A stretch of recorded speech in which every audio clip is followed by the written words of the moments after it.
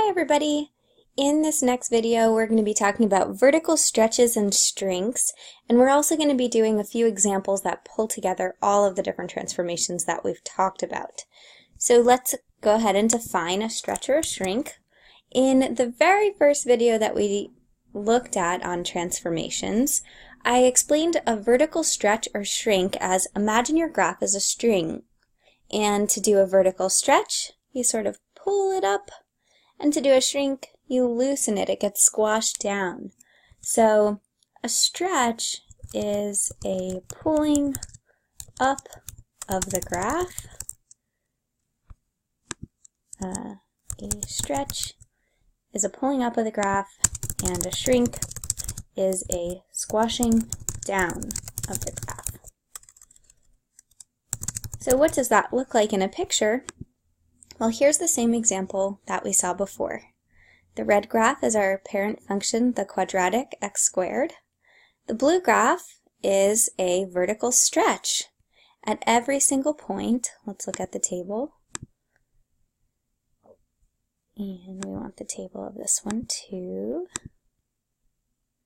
So at each point, even the focal point, the y value is twice as big as the y value of the red graph. So at 1, 1, the y value should be 1, 2. At 2, 4, on the blue graph, the y value should be twice as big, so it should be 2. Come on, let it click. 2, 8. At negative 1, 1 on the red graph, the blue graph should have a y value of negative 1, 2. So the way this looks on the table is all of the y values for the red graph are doubled in order to get the ones in the blue graph. So what this means is we can just take the original function, which was x squared, and multiply it by 2 in order to get the new function. So if g of x equals c times f of x, where c is bigger than 1, then the graph of g of x is a vertical stretch of the graph of f of x. Okay? So to get a vertical shrink, we just need to multiply by something that's going to make all the values smaller. What can you multiply by to get a smaller value? Something smaller than 1. So the green graph, let's get rid of blue.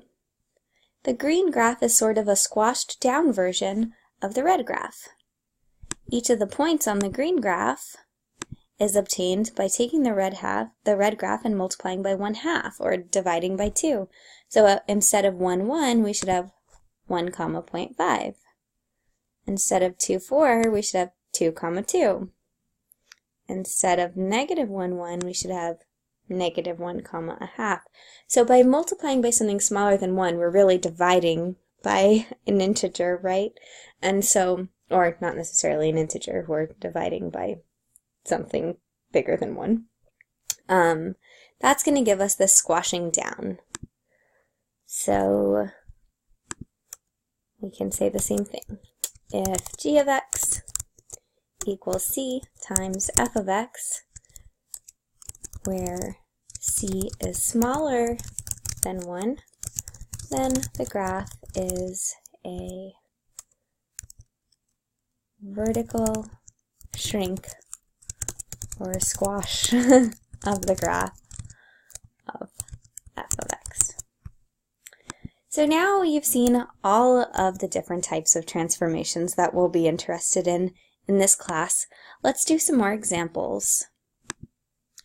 In the first example, I want to draw the graph of 3 times negative x plus 2 quantity cubed. So if we look at this in terms of the order of operations, we see a few different things. The first thing we need to do is everything inside of the parentheses. So we deal with the parentheses first, and in the parentheses we have a negative. So this indicates reflect over which axis? I switch x to negative x means I reflect over y. So let's draw that one in first. Something like this is negative x cubed. Now what else do I have going on here? I need to stay in the parentheses. I also have plus 2. So if I add 2 and it's in the parentheses, then it's going to be a shift to the left by 2.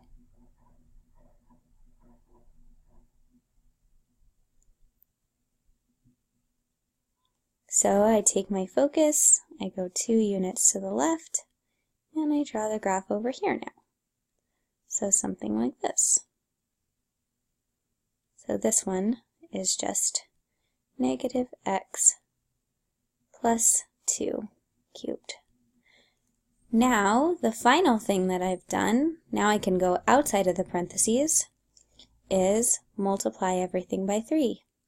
So this is a vertical stretch. 3 is bigger than 1.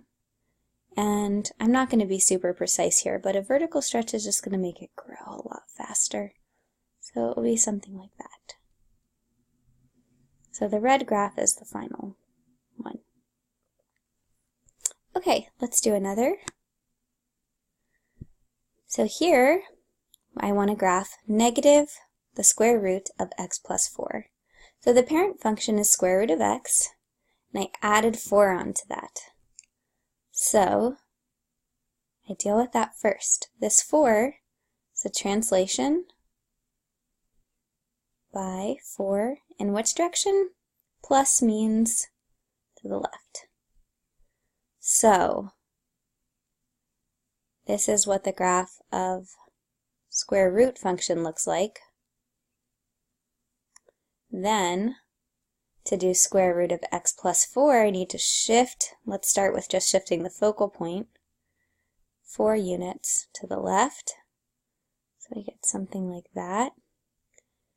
Now, I have a negative sign in front of the whole thing, so do you remember what that means? It means reflect over which axis? Over the x-axis, my y values are going to change. So my final is something like that. All right, got a few more examples to work on together. Okay, so now here's a tricky one. 1 over negative x plus 2. So I need to deal with this part first by order of operations, and then I'll shift up by 2 at the very end. So the parent function here is the reciprocal one. We haven't seen that in a while, but you remember it's the one with asymptotes. So it'll kind of like this.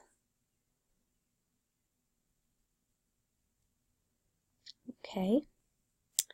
Then, by switching x to negative x, I reflect over the y-axis, so I get this instead.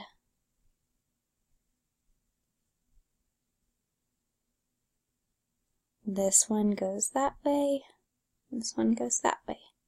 So this is 1 over negative x. Now, I need to shift everything up by 2. So this one's going to go up by 2, kind of.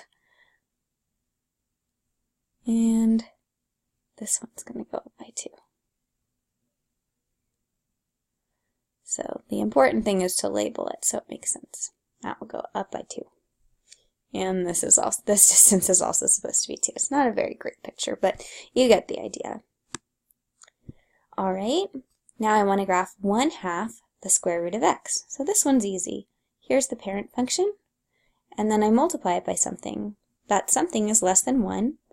So if this is square root of x, I need to do a horizontal shrink by 1/2.